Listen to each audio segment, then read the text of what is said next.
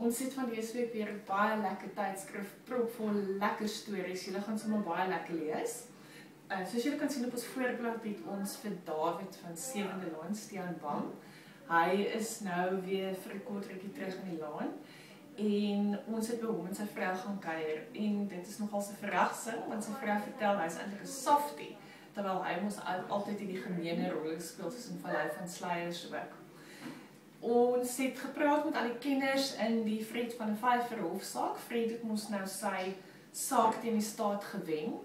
En baie interessante kommentaar van die mense gekry. En die groot ding wat almal nou net sê is, Inge se moordenaar sal nou nooit gevang word nie.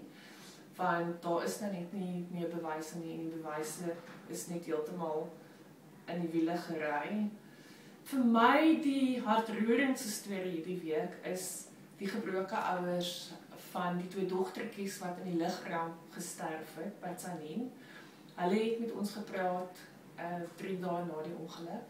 En dit is verskriklik hoe hulle sê hoe hulle lewens heeltemal tot stilstand gekom het en hulle herinneringe aan hulle dogtertjies. Dit is absoluut 'n storie wat julle moet lees in die tydskrif.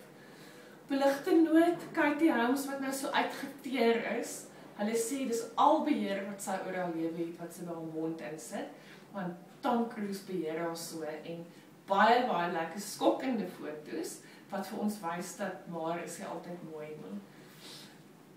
En gepraat van kos eet, nog 'n moet hê in hierdie tydskrif is smaaklike hoofgeregte vir minder as R500 per week. En ons almal voel ons nou maar die ekonomie knou en kos is een van ons groot uitgawes, so dit is nog 'n rede waarom jy hierdie tydskrif moet koop. Kyk ook weer uit vir ons tags, wat jy klik die ikoon.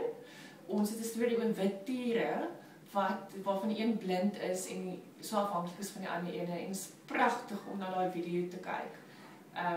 En daar's nog talle ander lekker tags ook, wat die tydskrif sommer nog meer opwindend maak.